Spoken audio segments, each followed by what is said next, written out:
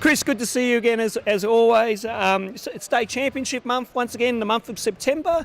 Obviously we've had under 12s, under 14s and now the 16s and 18s. What are your thoughts so far for our state championship month? Yeah, it's a busy month of basketball, and it's always one of the most exciting periods on our calendar to see all the club teams come through and play. The numbers have been really good and the basketball's been good, a lot of close results.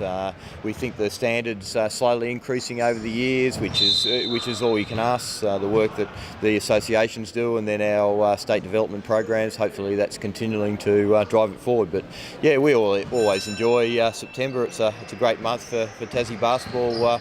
Then next weekend we finish with the 10s and 11s, which is great to see the future coming through there as well. Obviously, a few weeks ago we had two Tasmanian teams in the Siebel Grand Finals, obviously Launceston Tornadoes and the Hobart Chargers.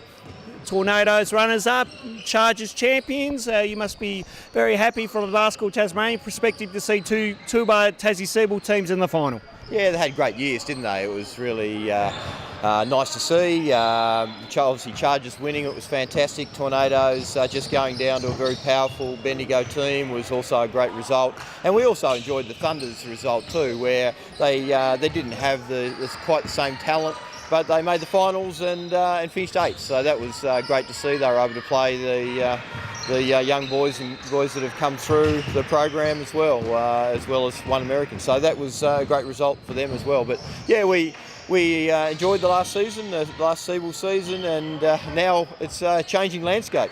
Yeah, I was just going to ask about that. There's obviously a bit of a change coming forward. Had Basketball Australia been in contact with you or kept you up to date with any progress in regards to that? Yeah, we have. We've had meetings, or I had meetings in Melbourne a week and a half ago. We've got an update, and then we've got Paul Maley coming down to meet the Siebel executives next weekend. So that'll be good to discuss the future going forward. But pretty well, it looks like Siebel is finished. There was discussion about whether it could run an extra year, but that doesn't look like eventuating at all. It's a very low chance, probably no chance. So now we're talking about how the Super V looks with Basketball Victoria and how that might frame up for our teams. And it really gives us a great chance now to talk about alignment going forward and how we set it up for the next 20 years, because Siebel has been great for our state, served a really good purpose. It's got some great strengths in what it provides for basketball, and then some weaknesses too, and we need to address those weaknesses so that for the next 20 years it really works for our pathways. Obviously going forward as well too, we speak about the future going ahead, your strategy planning for the next few years. Obviously you're about to go talk to all three regions about that. Can you elaborate on what the strategy plan is?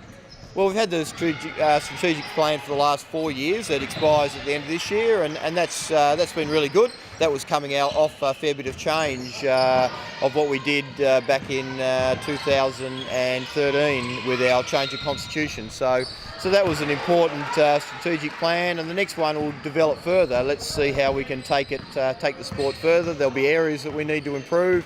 Obviously, coach education, referee education are certainly ongoing areas. Facilities is a big area. We need the facility in Hobart. We need more courts in Launceston, and then a plan for the rest of the state as well. So there'll be a lot come out of that strategic plan. So we've got those 3 forums starting at the end of next week. And of course the State League is not too far away from commencing again. Obviously Central Round venues coming up, and then of course the Gala weekend in November, and I believe entries are now open for teams to submit their entry. Entries are open and they'll close very shortly. So the expressions of interest were fantastic. If those teams all enter, it'll be the best competition. We're really happy to see every one of the previous 4 years' winners are in the competition or have expressed interest at this stage, which is great. So we'll be able to tell you a bit more once the entries close, but it's looking like being strong again in the men, and then a record number in the women, which should be a really great competition.